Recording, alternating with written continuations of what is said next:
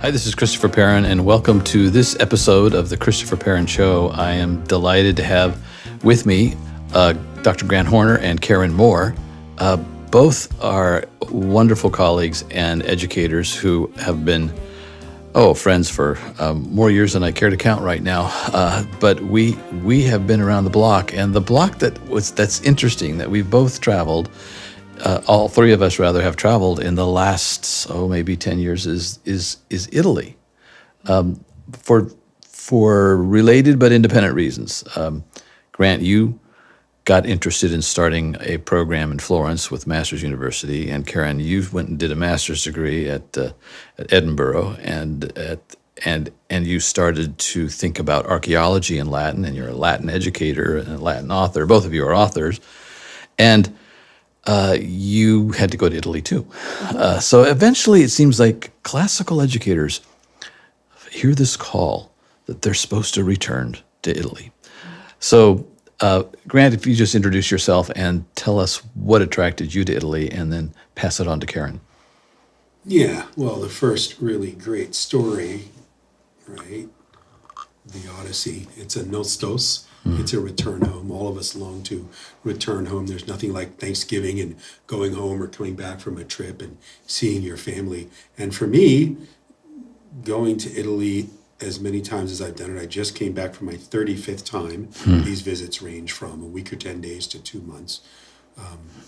I've spent thousands of days in Italy, and I'm more at home there than anywhere else. I get lost in my town in Southern California that I live in of 400,000 or 500,000 people. I get lost driving around there still. I do not get lost when I'm in. When you're in Florence, you know exactly where to go. I don't get lost in Venice anymore. But what's that saying? All roads lead, to Italy generally, and Rome ultimately. I started off my career about 35 years ago as a Renaissance scholar, was teaching at major research universities, ended up with a wonderful opportunity at the Masters University in Southern California. And if you're a Renaissance scholar, you also have to be a classicist. So I had to study Latin and Greek and all that old stuff along the way, and try and understand the relationship that these Christian humanists, originally all Catholic and then some going Reformed after the 16th century, how they dealt with classical Greco-Roman thought, a lot of it pagan, but quite a bit of it early post-apostolic Christian, and how they thought about literature and art and culture and humanity, and how they dealt with the question of quid est homo, what is a man? In the Bible, Psalm 8, I think verse 2, what is man that thou art mindful of? Why would God give a moment of thought to us? But also the human philosophical self-examination, anthropological question of what exactly am I? Like, what am I? Am I just physical, or am I illusorily physical? I'm actually a spiritual being. Am I a spirit in a body with a spirit? All these kinds of questions. And that's what people in the Renaissance and the classical world, and I think all humans in all cultures, ultimately try to wrestle with, if they can do so. And I've been fascinated with that question. I worked for a study abroad program many years ago, 25 years ago.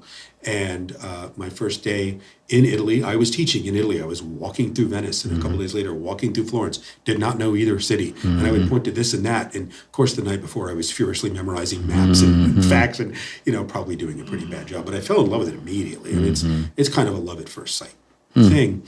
And eventually made it down to Rome. Didn't like it the first few times. Too big, too loud. I got lost. I was intimidated. A lot of scooters. And a lot of scooters, a lot of fast Italian drivers, heavy buses, things like that. But later fell in love with that city as well. And I realized the reason I was connecting so much with Italy is that I had been studying the Renaissance for so long already at that point in time.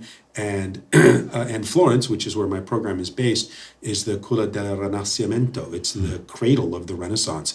And that means it's the cradle of the modern world. And it's that place where an attempt to revive Greco-Roman culture, the best aspects of those cultures, really begins with Petrarch and his colleagues after Dante, and all the great Renaissance geniuses or classicists. And if I'm going to study the Renaissance, I specialize in things English cultural and literary history. But you have to go to Italy. Yes, you have to go to Italy. It's like it's going. You start. I like the way you're describing your intellectual journey, your own education, is tracing sources back, and as you go ad fontes, eventually you find yourself in this cradle, and in so many ways, Italy is a mother of us all. We probably don't want to over sentimentalize it, but it is extremely beautiful. I remember traveling through Italy the first time on the train from, Rome to Florence, and thinking, the whole country is full of is rolling mountains and magic. hilltop towns. I thought maybe there would be a few. I thought such an ancient country would be densely Sea populated. cliffs and the Alps and the creeks. The And Apennines, yeah. the line from Byron, Italia, oh Italia, that hast thy fatal beauty, right? That dowry, because everyone sees your beauty and wants to snatch you away.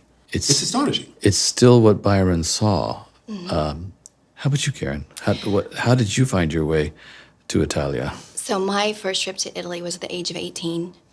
It was the summer after my senior year. I had graduated, and my Latin teacher would take a small group of students every other year. I had studied Latin for 6 years, 4 years with this particular teacher, Susan Fugate, who was a mentor. And it was my first time across the pond, as they say. And because she had been my teacher, and specifically with Latin, she was able to help me connect what I was seeing with what I had read. So as we would walk through the forum, for example, she showed us the fount of Juturna and said, now remember in Virgil's Aeneid, Juturna was the sister of Turnus there, and she's a Latin deity, and so she would take these things. Or she'd seen inscriptions someplace. Remember when we read this line from Horace? Well, here it is. And it made these words on a page come to life for me.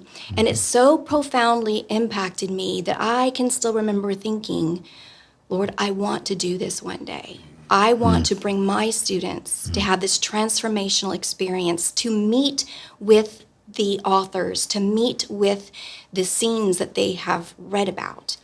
And so fast forward, I won't tell you what year that was, but fast forward to 2016, I've been teaching at Grace Academy for many years, and Dr. David Diener, our friend, was the head of school at the time, and so we took the first Grace Academy class to Italy, which happily included my eldest son, Michael.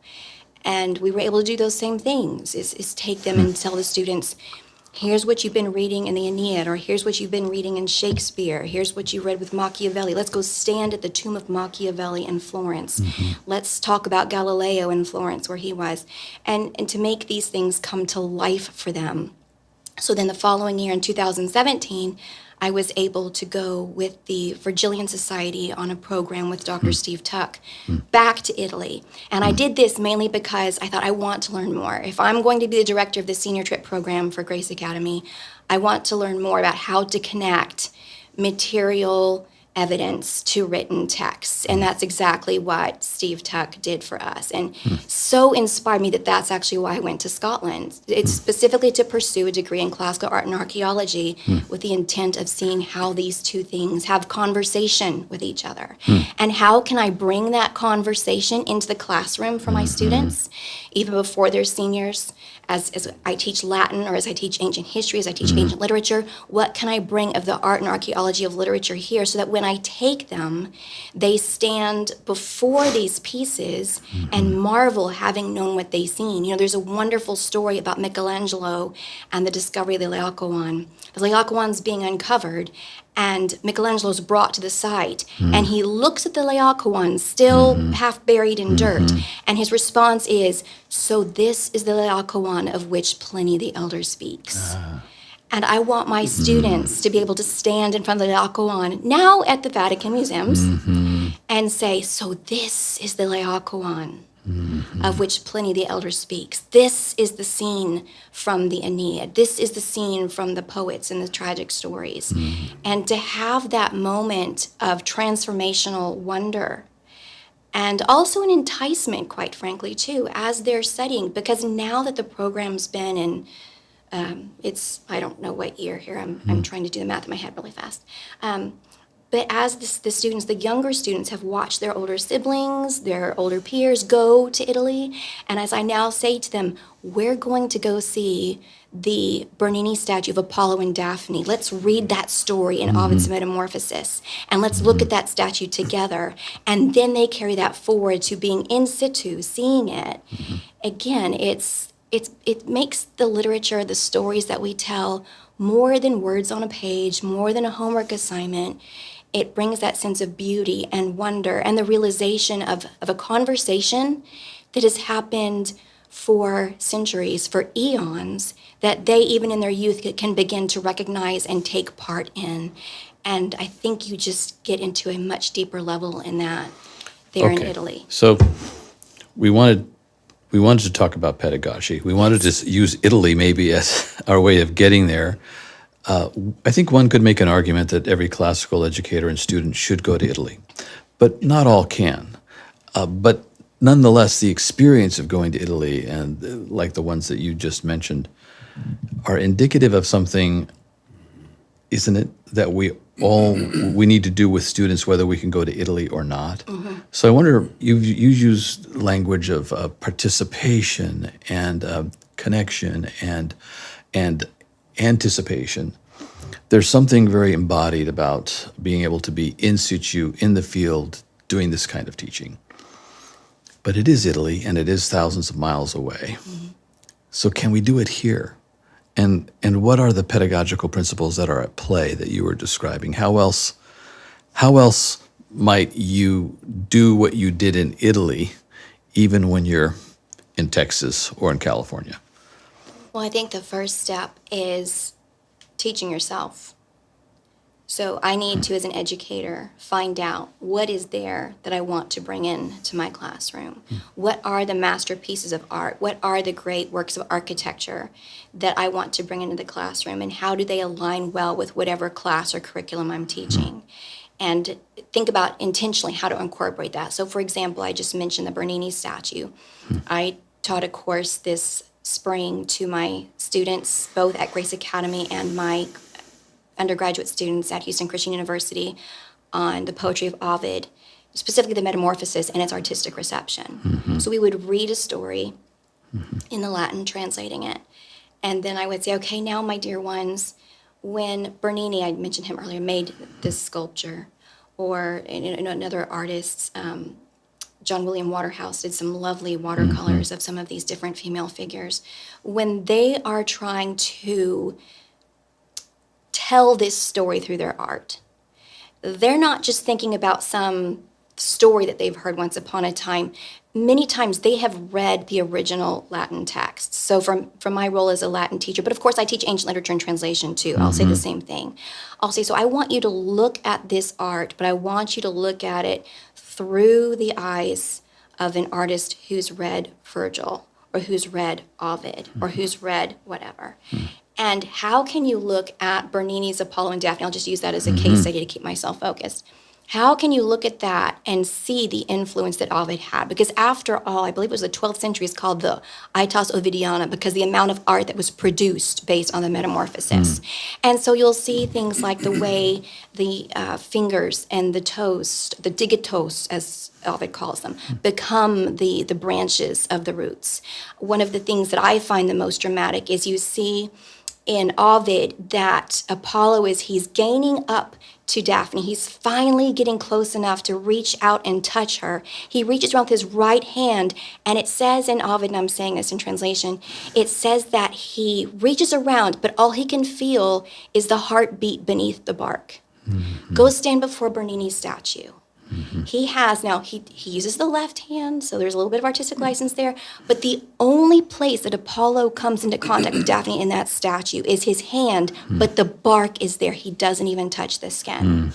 So in that moment, Daphne's virginity, her maidenhood, is still intact. She's never actually touched. And then to see the face that as Ovid describes it, the emotion that he describes, interpreted through the expression of Apollo, the expression of Daphne, and then go stand at the back of this statue. Or if we're not standing at the statue, I can bring in pictures and slides, I can bring in 3D sculptures. When you turn that statue to the back, all you see is Apollo in a tree. You can't even see Daphne. She's gone, which is the very end of that story. So I think if I can't take my students to the Borghese Gallery, what I can do is I can bring that artwork to them and say, let's read this story and let's see how did this story inspire this artist. And then, as another assignment, can you go find another piece of art on the subject of Apollo and Daphne? Can you bring that in? I want you to tell me how you see that art reflecting off its story. Ovid would be very happy with this conversation. I'll tell you why. Because the Metamorphoseon, which we were talking about earlier, Karen, is the singular most influential piece of cultural production in human history, I would say, only after the Old and New Testaments, as far as the breadth and the depth of its influence, certainly at least in the West. And so in the opening, when he says, my soul is carried along to sing of bodies changed in forms, right? Metamorphoseon, right, which is a very nice Latin word with Greek root, and he's playing with forma and morphe, and in the middle of his title and in his opening lines in that beautiful dactylic hexameters, right, he metamorphoses forme and morphe. He morphs the form and he forms the morph, right? So he's immediately playing switcheroo on you.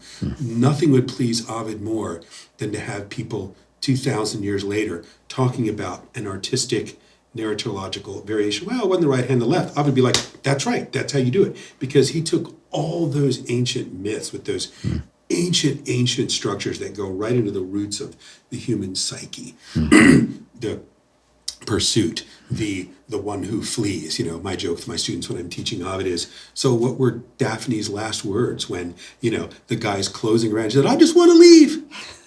It takes the students a few minutes to get it. I can tell who are the English majors and who are the communication majors, which is another me joke.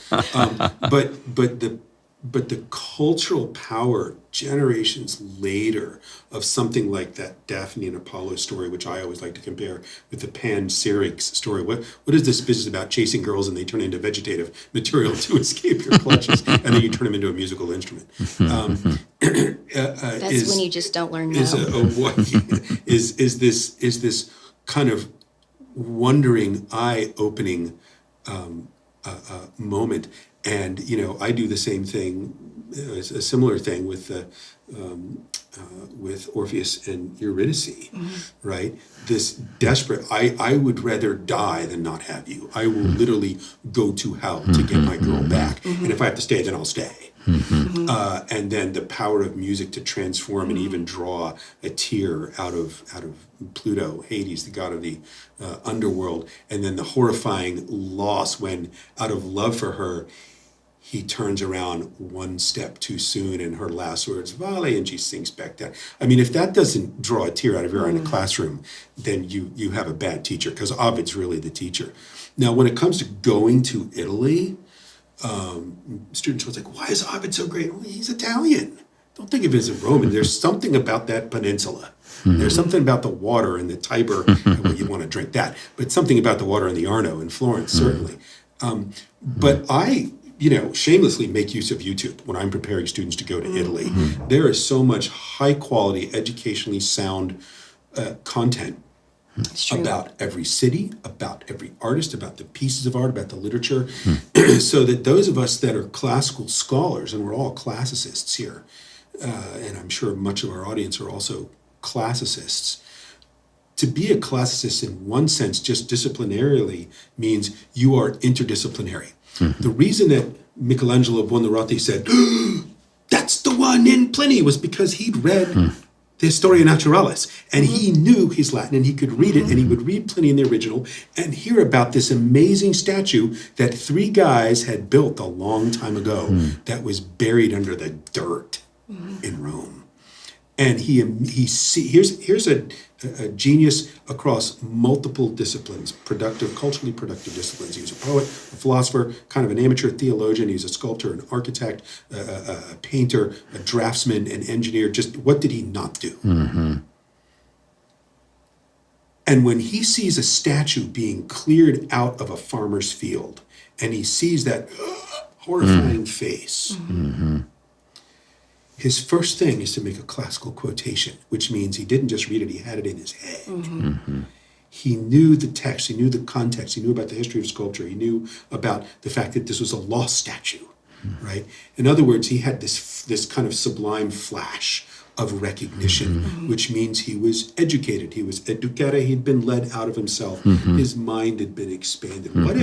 What if his parents hadn't recognized the talent? What if his teachers hadn't recognized the talent? What if Lorenzo de' Medici, as the story goes, did not spot him one day in the Orto de' Medici in the Medici sculpture garden as a young teenager carving something that adults couldn't do? And somebody invested him in the kind of classical and Christian sense of, I am going to mentor, disciple, invest in you, and we're going to grow and cultivate what you have. So I don't tell students, here's your plane ticket, we're going to Italy. Hopefully I've taught them Latin, maybe a little Italian, and they've studied history and they've studied some architecture and art with me and some literature and philosophy, enough to be not entirely disoriented. But I also tell my students, when you get to Italy, expect to be disoriented, in Venice particularly, it's a little maze.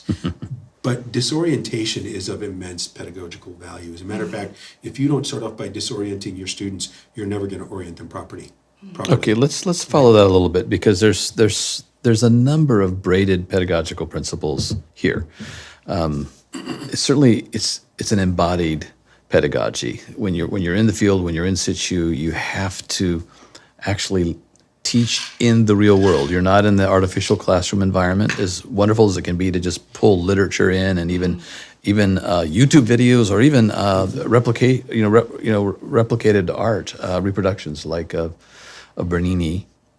But there's some other things going on too that I wonder if it wouldn't be worth talking about for the classical educators listening or watching. You're walking around. It's a kind of peripatetic educational pedagogy when you're in the field.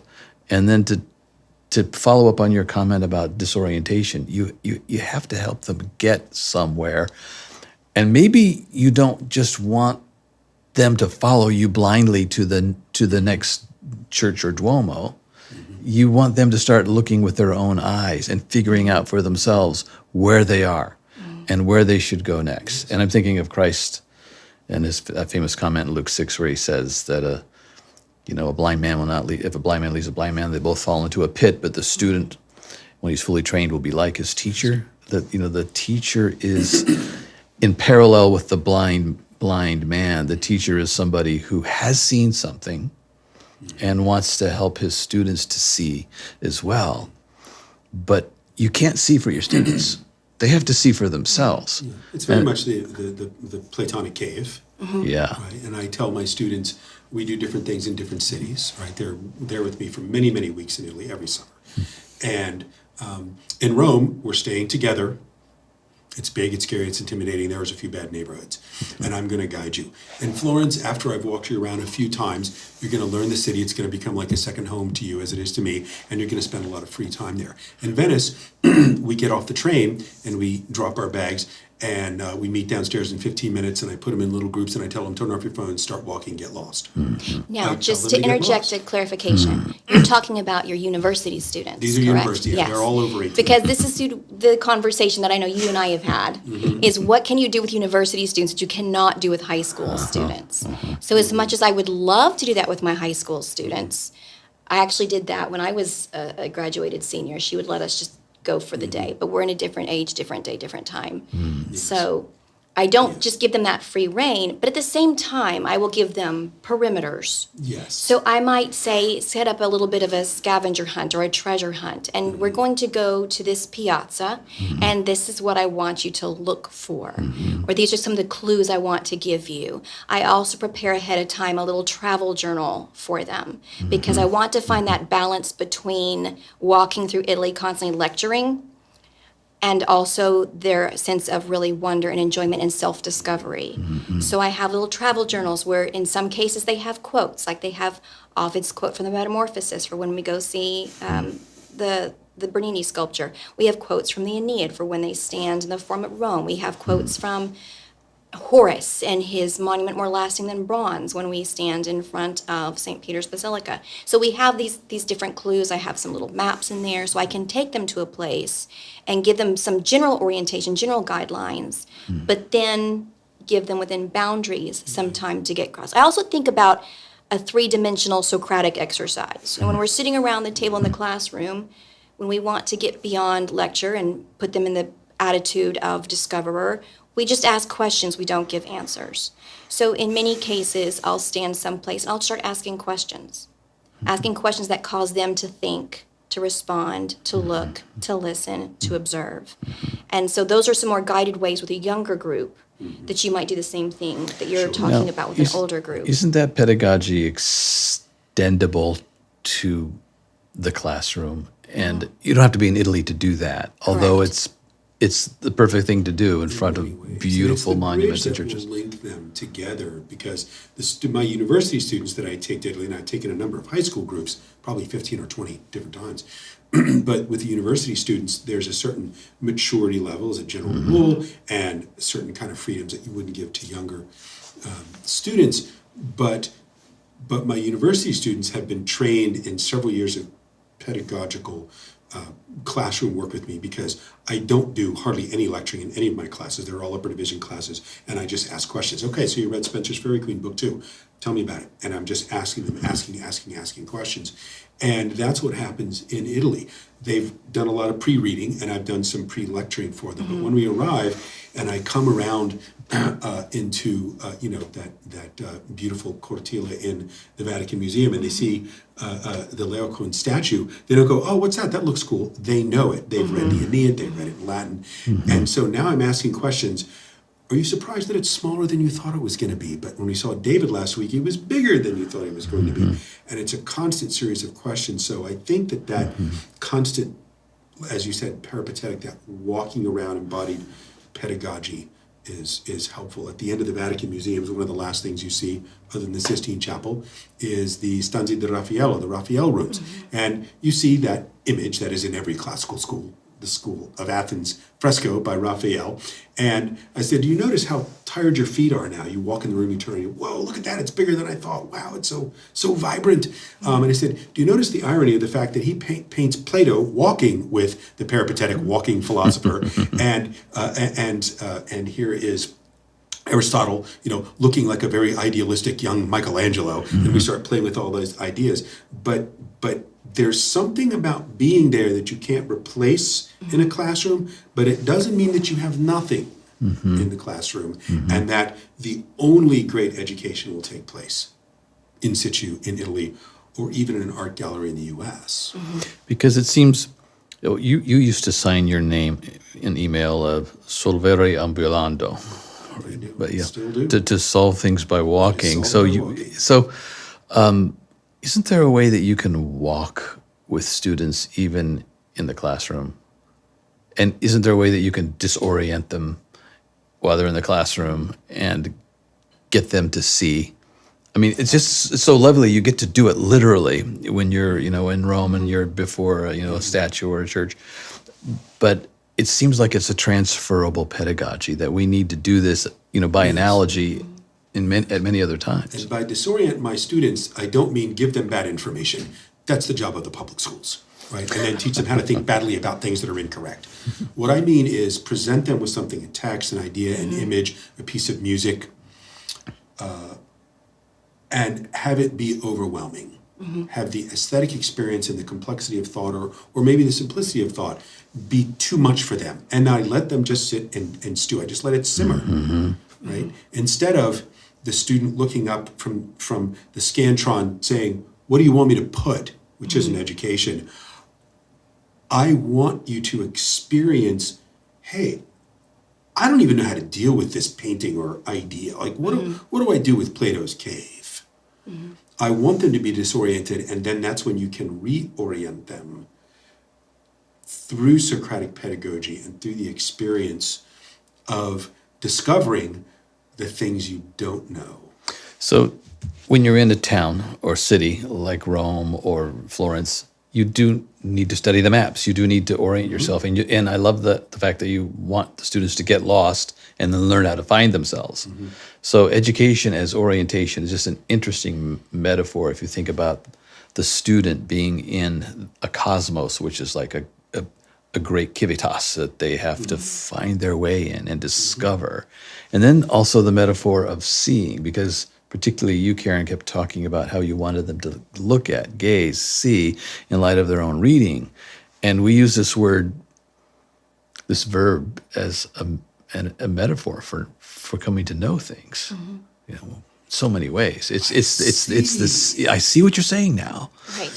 And sometimes we use all of the senses. I've actually thought about this recently. Like what you said really moved me, and so we'll touch, or I smell something fishy. But we'll also say I'm hearing you. I hear what you're saying, right? Taste and see. Yeah. So we use our senses that God has given us as metaphors for coming to know truth. So I'm wondering how taking students on a tour, an educational tour, can be applied in a classroom when they're actually not on a physical tour. If only Italy had good food, it would be wonderful. Stay for weeks and weeks and weeks. Yes, that's the one, you can't recreate the gelato in the classroom, I'm afraid. Yeah. Although it would be great if we could. It would be great. It would be great. But how do you as when you're not in Italy, how do you as educators help your students to gaze at something true, good, and beautiful? Well, we've spoken about the art, both of us, and looking at art compared to text. But then there's also, as I like to say, the material evidence, the archaeological pieces, the buildings. And, Grant and I have been talking a little bit outside the studio about Vitruvius, who we both admire. So reading his work and then using, by the way, Vitruvius wrote the 10 books on architecture, a work still studied today if you're going to take an architecture program at university. So to take his work about a Roman theater and to realize the design of the theater, the intent for acoustics in the theater, and then to ask them, can you reconstruct that on your own? And I've had students reconstruct it out of Legos, out of Jolly Ranchers, out of, every possible thing you can imagine. But then they engage more deeply in the idea of theater. And by the way, we then talk about how that applies to the theater class they're studying and what the design for that did, how a theater becomes an amphitheater when you put two together. So we start, and how that amphitheater is the foundation for, we're in Texas, we're in the USA, for football stadiums. So trying, and asking them too to look at that. When we go to the Coliseum, I note the 80 doorways all around the circumference of the amphitheater, and then I always tell them, look up at the top of the arch. You have the Roman numerals carved into the top of the arch because that's your entryway. I said, okay, that's just like your theater back home. So even in the classroom, if I'm not going to go see it in person, we can look at pictures, we can talk about Vitruvius, then we can, with our hands and our fingers and our creative minds, start to do our own imitation, our own replication, to bring in another sense, to get in that tactile bit. We see order. We start seeing patterns, and these patterns are replicated with variety. I love the fact that the Coliseum has everything numbered, just like at the local basketball. Yes. And so many things, even from Rome, we still copy, like the width of our roads and railways and so forth. So something human was discovered. And I see this at Orvieto, and in Rome too, and other Italian cities. Have you seen the scalloped basalt tiles that are put on? Someone pointed out to me that, started with a question. This was actually Matt Dahl, the Gordon College director of the Orvieto program. He said, "Why do you think the pattern is this way? What do you think would be a cause for such scalloped patterns of basalt stones?" And one of us was able to discern that it was the arm span of a human, that it was it's what a workman would be able to do, staying in one spot, laying out stones, as 3 or 4 workmen might go up a street laying the stones. It was this movement.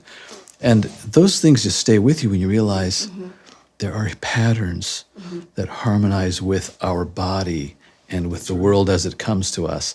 And these patterns create, in various ways create overlapping beauty. And then we can, if we see it in a basalt street in Orvieto, we might see the same pattern in literature. That's the way the cosmos is. Exactly. Yeah, it's patterned, and patterns point to design, and designs point to designer. I mean, it's an old sequential argument, and you can do all your critical theory and take it apart if you want to, but that just means you're sad and lonely. Going back again to Vitruvius, he talks. He has it's either in book 3 or 4, the one on the temples, the ediles, right? And he says a temple is the most important of all buildings. They have to be useful, and they have to be lasting, and they have to be beautiful. But a temple, this is the habitation of our gods. It's also the local bank. And so they need to be symmetrical and beautiful and proportional and composed according to certain mathematical principles. So he's doing, kind of pre-Fibonacci stuff and harmonic and geometric mean and the golden mean and, all the nautilus and all of this marvelous He's using all the liberal arts. Yeah, well, Yes, that's what exactly. he's doing, right? Because they all come together in architecture. And what happens is he's writing this. I mean, this is like right around the time of Christ. I mean, this is, right there. So it's about 2,000 years old. And people studied that for a long, long time. The medievals weren't quite as interested in Vitruvian architecture, but there was this pretty smart guy from a little town called Vinci, and his name was Leonard, right? And so he, of course, Let's give him another name. reads Leonardo da Vinci and Lenny. And so he reads Vitruvius. He's like, oh, that's interesting. He's got all of this discussion about the temple and how the temple has to be symmetrical and proportional and beautiful and useful and lasting. And he sees that Vitruvius compares the temple with the human body, right? The palm is 4 fingers, and 3 palms from here to here to here. 3 palms makes a proportioned head, and all this kind of stuff. And Vitruvius produces this elaborate arithmetical, proportional, idealized body. And Da Vinci sits down with the pen and a piece of paper and says, I can draw that. And so he draws Vitruvian Man, which is also a self-portrait of Da Vinci's face, perfectly proportioned, right? The head to the navel to the feet, the knees to this and that, and inscribes them in the square and the circle, which is an ancient Greek geometric solve. Can you square at the circle area and the square area, and puts that in there, and then quotes Vitruvius backwards in Italian, which certainly he translated out of Latin, explaining how the human body, even the pagan Roman Vitruvius, understood that the human body should be perfect and proportional and beautiful, not just physically and arithmetically, but morally, because the body is a temple. So just think how this could enlighten the student, illuminate the student if it's taught at the right time. We're a temple. Yeah. We You are. can put that picture up, you can put that slide up, the quotes from Vitruvius, I've done it myself. Yeah. And it's one of the most iconic images in the world. The funny, it's become a meme now, as we would say. But Symmetry. you don't have to be in Italy. Now, I've seen the manuscript. They used to have it in a vault. I saw it then. Now it's on display. But when you see that, it's not just a funny picture of a guy standing like this. No. And you connect that with the pagan recognition that mathematics, as Plato said, is the highest form of abstract thought. That the human body is a temple. In education and in classical education, we talk about this beautiful triad of truth, beauty, and goodness. For Vitruvius, you have the Vitruvian triad of utilitas, firmitas, and venustas, of usefulness, utility, of strength, stability, and of beauty and charm. And so when he designed buildings and he built buildings and the Romans copied him and used his forms, down even into the post-classical, late antique period, it was built for usefulness. It was built for endurance. And how many wonderful works of architecture in Rome do we see still enduring today? So I walked through first century tunnels that were created through mountains under the reign of Augustus that are still perfectly intact. But then also beauty. Beauty was important to them, and the symmetry, that perfect symmetry, which we can go back and rediscover through our mathematics, through our geometry, that's what gave it that sense of charm and beauty for Vitruvius and the Romans. And there's used the 4 stanzas, the 4 fingers of a stanza of a poem, and how this a poem is a temple too, right? It embodies something, and it can be built beautifully. So I'm thinking of the Whitman poem, "A Noiseless Patient Spider," which is 4 stanzas and 4 stanzas. One is about a spider, seeking a place to stand in its vacant, vast surroundings, and the second is about the soul, detached, surrounded in measureless oceans of space. And it's just, they're just two parallel stanzas exploring what it means to be a soul, trying to make connections. It's beautiful, like a temple, a great What are poem. those It's parts beautiful. of a poem? What's that word? Oh, stanza, And in room. Italian, a stanza is a room. So the stanze de Raphael runes in the Vatican. Each part of the poem is a room. A room is a part. Poems are architectonically structured, Yes. right? They are designed. This is why, and I know some modern poetry is wonderful, certainly Whitman, right? But the whole idea of free verse where you just ramble, it might be brilliant, it might be marvelous, but it's not going to have the power of things that are carefully crafted, like something by Jared Manley Hopkins, or by Shelley, or by Milton, or by Ovid, because there is a structuredness to it. A painting is made powerful because of the frame. The frame is actually what gives you freedom. If you tell a little kid, sit down and write whatever poem you want, they will produce garbage. But I've had students do this. All right, three of you together, I want you to produce a sonnet. You have an hour. And then they understand the strictures of a sonnet. That frame, that grid, that structure that is imposed on them, that drives them crazy at first, actually is what frees their capability. Yeah. If you decide to work in watercolors or oil as opposed to acrylic, that is not limiting, that's freedom. That's a limitation that leads. So to have gazed upon a beautiful church like the Duomo in Florence or the Duomo in Orvieto and so many other churches in Rome and throughout Italy is analogous to having gazed upon, say, a beautiful sonnet by Shakespeare, or Ovid, or any other great. It's another temple-like experience. It's a visitation that you can memorize, that you can have seen it, and then it can become a part of you, and then it becomes a part of the architecture Yes. of your own soul, because you're a temple as well. So I just love these patterns that we're talking about. We're actually incarnating patterns. Even Vitruvius incarnated a pattern from his mind to an actual building, and then we see it, and then we take it. And Da Vinci sees that same temple-like pattern in the human body, and he also can't help himself but to make reference to the stanza of a poem. And now we're talking about literature. We find this world And is literature being one of the most portable parts of pedagogical material, because you can carry a book anywhere and you can memorize a poem, right? When I consider how my life is spent, and then you can go on, right? Or if we had 10 hours, I could probably recite a large part of Paradise Lost. I would probably have a stroke, but I could maybe do it. We can bring images into classrooms. A little bit harder to do sculpture, right? But this is why the trivium is literary oratorical, grammar, logic, rhetoric, because language has a portability to it, that a cheap print of the School of Athens or the Mona Lisa will only go so far, and sculpture's a little bit harder. Now with the modern art form of film, which is different than movies, we can reproduce it and have a portability. The problem, of course, is with Vitruvius's primary form of art, which is architecture, art you can walk into. You need to go. yeah.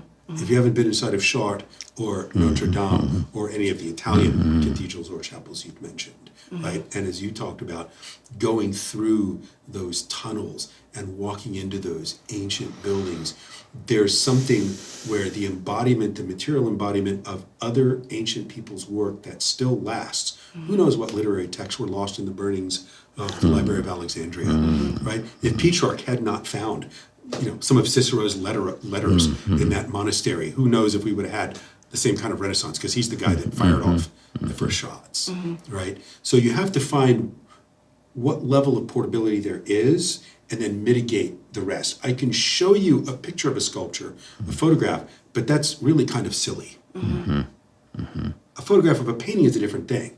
Photograph of architecture, which is why YouTube is really helpful, because they're walking through these buildings. Now they're flying drones, although it's illegal in a lot of places. But when you see drone shots of Rome flying around the Colosseum, you get a feel as close For the to being there. magnitude, yes. Yeah, because you see the little people walking around. And you get a sense of the dimension that you can't see in a photograph. Well, let's do this because should we should conclude. Could each of you just share an experience or a story or an anecdote of teaching students while you were in situ in Rome, when something wonderful happened to your students or perhaps to you as well?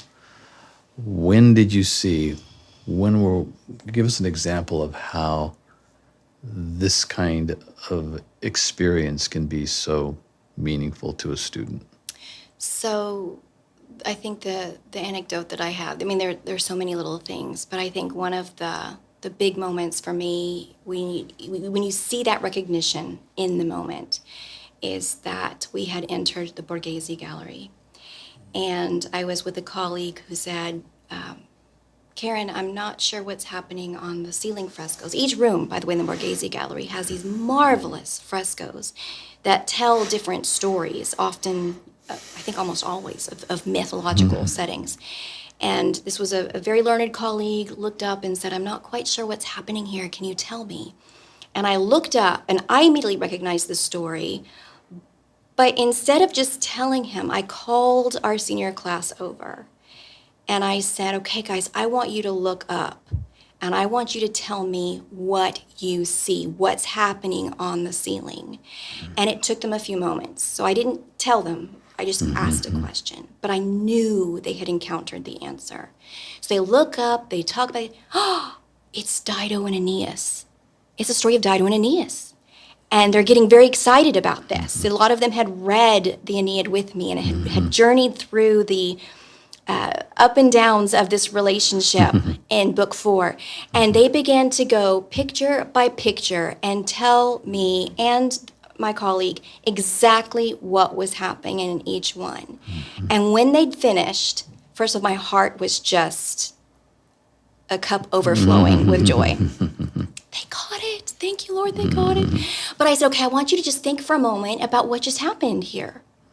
And I said, look around you at all the people in this gallery. How many of them are looking up? They're not. And I said, but you were able to tell me that story because of what you've read, because of what you have embodied through not just the English reading, but even the Latin reading. You've wrestled with and struggled with the lines, the poetry, the emotional encounter between these two people. And I said, because you've read the Aeneid and the Metamorphosis and the Bible, I said, as you walk through this gallery, you can tell me, maybe not pinpoint accuracy, but you can tell me the story, the conversation that's happening between all of these different paintings. There was another room where we saw Bernini's David, and he's winding up. He's not the David of Michelangelo. He's a ruddy young boy who is twisted, turning, getting ready to fire his slingshot. And when they follow the line of sight from that slingshot to the wall across, what do they see? They see an oil painting of another David holding up the head of Goliath with the wound right here in his forehead. They were placed in conversation, and they got that. And I said, do you see what you 18-year-old can do because of the language, because of the literature that you have studied? And in that moment, I could see the twinkle and the gleam in their eye and the conversation, the empowerment that they were like, oh, yes, we get this. And an education that they had taken, I don't want to overstate this, but to some extent, it's human nature, where they took for granted. They suddenly began to realize the superpower that they had in order to recognize and be in conversation with where they were. And it really didn't just delight my heart. I could see the delight and the wonder in their eyes. They had been given eyes to see? Yes. Yeah, literally and metaphorically. That's wonderful. What a beautiful story. And I've seen Donatello's David there. There's so much there at the Borghese, and a beautiful poem by B.H. Fairchild about that. Have you seen this poem, Beauty? We can talk about it when the cameras are off. Grant, how about you? What comes to mind? Yeah, that is a great, that's a wonderful story. You told me that one a little while ago, and I was like, I love stories like that, because ignorance doesn't make you feel good. It doesn't leave you with hope. It doesn't leave you with joy. It doesn't give you aesthetic pleasure, but you don't know why. It's like when a baby is sick, when you're holding your 9-month-old and they have their first bad fever and they don't understand. It's going to end. You'll feel better tomorrow. They're just miserable. And you don't, I mean, that's very much the fallen human condition, right? Until the eyes are open. I tell students when I take them to a city for the first time, for instance, Florence, in at least the first half a day, if not the first full day, no phones. Don't even turn them on. Don't get them out of the pocket. You are going to have an unmediated experience like people have been having for centuries in this magical place. You're going to hate me now, but you're going to thank me later. And they inevitably thanked me. And the next day, you can take all the pictures you want and load up all your Instaface, whoozy, whatsies stuff on the social media, right? So I'm going to tell you a story about Venice, not Rome. My favorite painting of all time, I saw it first when I was a teenager, just an image in a book, and I thought that's the weirdest thing I've ever seen. And I could not stop looking at it. It's this very strange painting from sometime between 1501, 1504. And it's got a landscape. It looks kind of swampy. There's a little bit of a town. There's some trees blowing in the breeze. There's this thunderstorm in the background. It's kind of vague. It's not very, very high realism, but it's clearly a Renaissance piece. And there is either a backlit side of a cloud or maybe a lightning bolt. You can't really tell, but there's this big bright flash in the sky. And in the viewer's left, there's this guy standing there in a weird looking, almost like a jester's outfit. It's just kind of a Renaissance casual wear. And he's standing there holding his staff. And he's looking to the left. And off to the left is a woman who just has a kind of a sheet, almost like a shawl, very loosely wrapped around her. And she's exposed to breast and she's nursing a little baby. Okay? And so you're looking and you see this male character and he's looking to his left, looking at her. And it's just very weird and awkward. Like, who is this guy? Why is he looking at her? Why is she comfortable, in this exposed nursing situation, sitting in this kind of swampy city with a canal in the background? It was painted by a painter that's largely identified with Venice. His name is Giorgione Castelfranco. We know almost nothing about him. He's mentioned in a few early catalogs, and this is his famous painting, La Tempesta, The Tempest. And it's called that because there's a storm in the background. He's in some ways the inventor of Renaissance Venetian-style landscape painting. And Venice gets these wild thunderstorms because you get cold Adriatic and sometimes hot Adriatic air hitting cold Alpine air dropping down. You get these wild thunderstorms over the swamp that Venice is built on. And people ask me, why is that your favorite painting? I've never even heard of it. I said, I don't know. It's like when students in my Shakespeare class say, so what does Hamlet mean? And I'm like, I don't know. That's why I keep coming back. Right? It's like, well, why do you love this person? Why have you been married to them for 60 years? I keep coming back. It's a mystery. I can't quite put my finger on it, right? And like all of us, if you're bored, you leave. You leave the museum, you walk out of the movie, you put the book down, you stop reading the poem, right? Yeah, I don't like coffee, ice cream. I like ice cream, I like coffee. I don't like them together. I don't finish my bowl of coffee, ice cream. I love this painting because it is a nut that I cannot crack. It's it's not the most beautiful thing I've ever seen, but it's so mysterious. It's obviously it's set on one of these early Venetian lagoon islands. Who's the woman? Some people are like, oh, that's Mary, nursing Jesus. No one painted Mary like that. No one ever painted Mary like that. And is that guy Joseph? Dressed like a jester? What's going on there? And what's the point of the storm? People concoct all kinds of strange ideas. So I take people to Venice a couple of times a year, and we go to the Galleria Accademia in the Dorso d'Oro neighborhood across the bridge from the main part of town. And we go into this gallery, and it's primarily Venetian painters, and their prized possession is Giorgione's La Tempesta. And I tell students how much I love it, and they're like, oh, this is going to be wonderful, beautiful. And they get there, and they're like, you like that?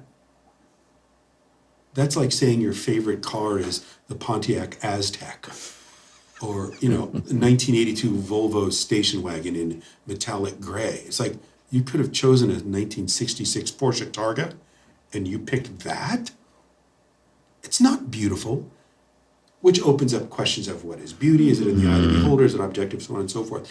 And I tell the students, just let me tell you what I see in the painting and let me describe it to you, but I'm not going to try and tell you what it means. And I want you to just linger and look at it for as long as you can. Some students will walk away immediately after the little mini lecture. And, the guards, they see me coming to their, oh, it's you again, senor, please, not an hour again, please go. Because that, first name basis with a lot of La Tempesta. Right. Qui. Basta, go away. It's enough. And, but some students linger. And then some go over and look at, something else, and some people go over here. But I had a student several years ago named Hannah, who later worked for me as a personal assistant, wonderful, brilliant young lady. And she didn't leave the painting. And after a while, I'm like, well, we do have to move into the next room. And we moved from room to room. Like, well, where's Hannah? Where's Hannah? Well, she kept going back to look at Giorgione's Tempest. She kept going back. And finally, the museum is closing. Attenzione, per favore, leave. Right? And, I'm like, has anybody seen Hannah? I think she went back again. And I came around the corner to find her. They were literally kicking my students out the door. I said, I got to go find Hannah. She's upstairs with Giorgione. I go up there and she was standing there. And she wasn't crying. She was like weeping. She was shaking. And I said, what happened, Hannah? And she said, I don't know. And that's the right kind of disorientation. Because if I can explain it to you, I'm wasting your time and my time as a student and a teacher. That doesn't mean that there's no truth. And it doesn't mean that there are things that I don't know and I can't tell my students. Of course, there is information I can transmit. But if you don't go beyond that, right? If you don't go beyond, oh, okay, well, leave your nuts and follow me. If you don't get to who do men say that I am, if you don't get to the penetration of the heart of the mystery, then you're not teaching, you're just talking. And there's something about being in front of a painting or a sculpture or inside of amazing architecture. Just like there's something like standing on the shore and watching your first Pacific sunset or Atlantic sunset, right? There's something about walking in the forest or walking up a mountainside or seeing the Great Plains thunderstorms for the first time that can never be replaced with a lecture or a paragraph in a book. Yeah, I'm thinking of your first child calling you daddy. There's so many of these experiences that you're calling up. And you're also reminding us that wonder itself, one of the definitions of wonder, or at least one of its connotations, is that it embodies ignorance. We wonder at those things that we don't understand, or at least fully understand. We know there's more, and we can't crack the nut, but we keep staring at it. It's a wonderful way to end, but I would like you to just maybe let our viewers and listeners know how they can find you on the internet, or if they wanted to contact you, and maybe mention some of your works. We'll start with you, Grant. What have you written, and how can people find you? Sure. Yeah. There's probably a lot of gossip and slander on the internet, but you should ignore that. I'm a professor at the Masters University, which is in Santa Clarita, California. It is a school that is explicitly Christian and conservative and traditional.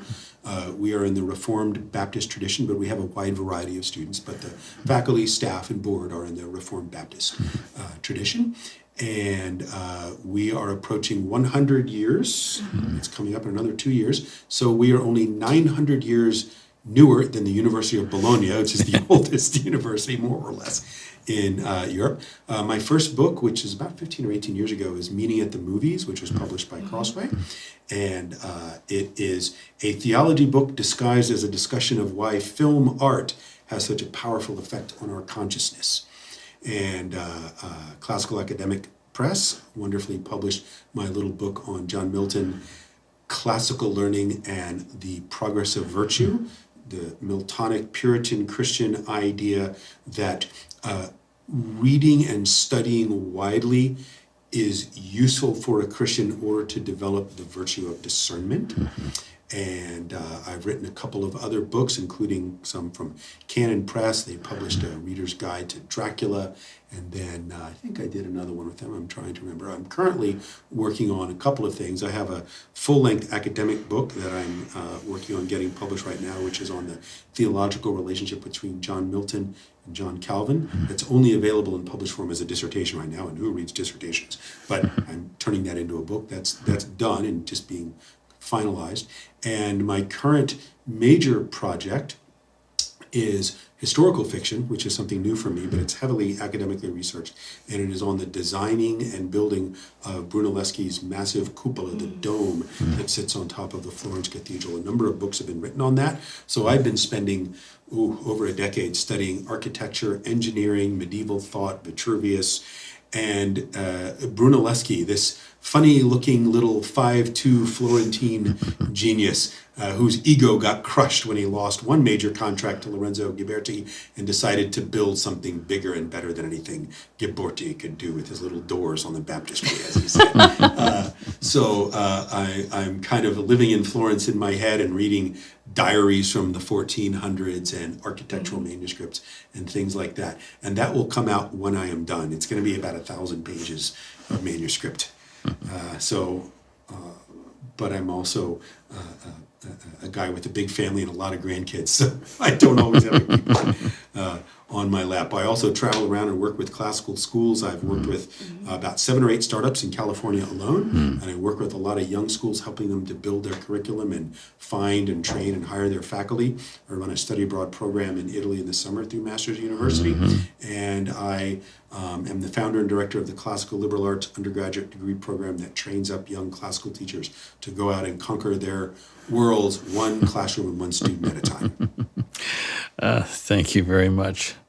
So great to hear, and especially about California. More classical schools in California, please. How about you, Karen? Yes.